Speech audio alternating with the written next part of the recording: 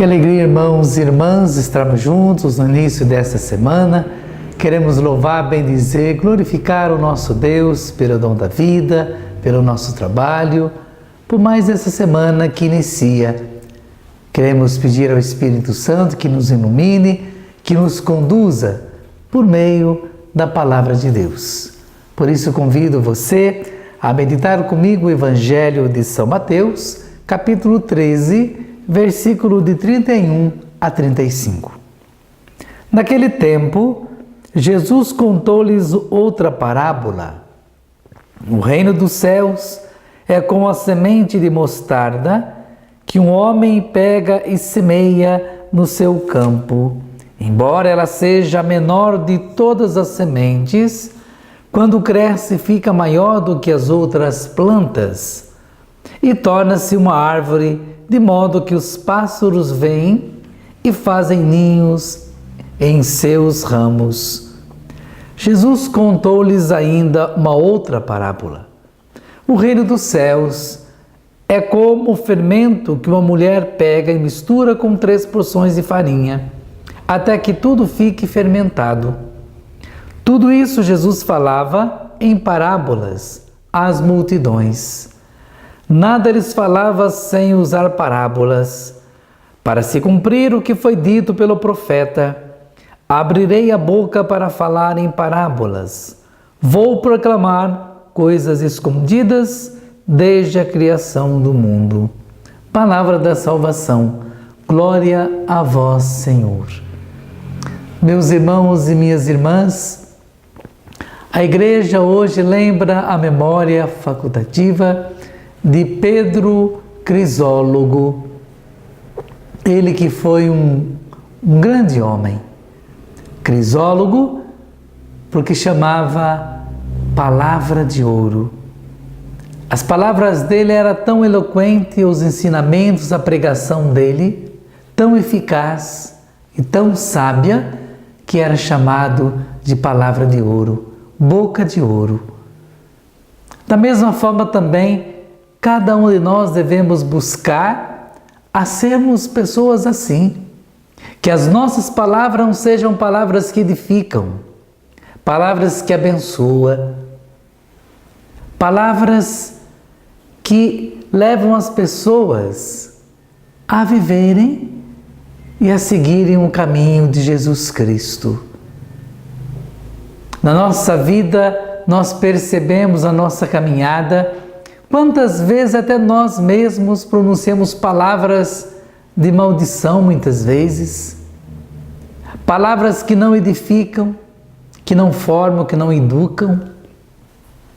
E a exemplo de Pedro Crisólogo, nós devemos buscar, por meio da palavra de Deus, conduzidos pela palavra de Deus, trazermos também palavras que edificam, palavra de bênçãos, palavras que levam as pessoas a refletir, levam as pessoas a buscar um bom caminho, levam as pessoas também a serem pessoas que tragam palavras de bênçãos também, assim serem testemunhas vivas de Jesus Cristo. Todos os dias na oração do Pai Nosso, nós clamamos que o reino de Deus venha a nós o vosso reino, e o reino de Deus já está no meio de nós. O reino de Deus faz parte da nossa vida, já está entre nós. Por isso, quando Jesus fala sobre essas duas parábolas, Jesus quer nos preparar para que possamos acolher o reino de Deus que já se faz presente no nosso meio, para que não sejamos indiferentes com o reino de Deus que está no meio de nós, para que sejamos testemunhas vivas desta palavra. Jesus ensinava em parábolas para que as pessoas compreendessem, entendessem, para que as pessoas pudessem perceber que através das parábolas Então, a graça de Deus se fazia presente na vida de cada uma delas. Assim também com cada um de nós. O grão de mostarda, se você conhece, é uma semente tão pequena, quase você não consegue pegar no seu dedo de tão pequena que é a semente de mostarda, mas quando planta, cresce e essa árvore é uma das maiores árvores. Para dizer que é na simplicidade,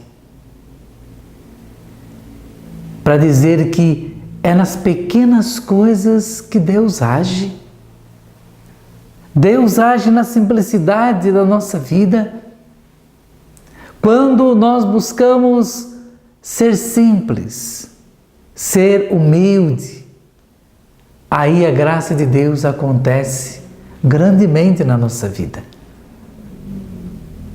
Quando nós começamos um trabalho na nossa comunidade, por exemplo, na nossa paróquia, um exemplo, um pequeno grupo de oração na nossa paróquia. A gente começa com poucas pessoas, um grupo pequeno, mas que com o tempo vai crescendo. Esse grupo vai também agindo na vida das pessoas, outras pessoas vão experimentando a graça de Deus em suas vidas ao ponto de crescer e muitas pessoas começam a fazer parte e acolher a graça de Deus. Assim também com cada um de nós. A segunda parábola nos fala do fermento. Uma pitadinha de fermento no meio daquela massa, ela vai então aumentando aquela massa. Assim também cada um de nós, ainda que sejamos poucos, pequenos, é na simplicidade que nós vamos nos colocando a serviço de Deus, da igreja e dos irmãos, e aí quando nós vemos, a graça de Deus vai atuando na nossa vida, através de nós, ao ponto de muitas pessoas também fazerem parte desse ministério, de tantos outros ministérios, das pastorais, movimentos, tantos trabalhos na vida da igreja, e nós percebemos que o reino de Deus vai crescendo a cada dia.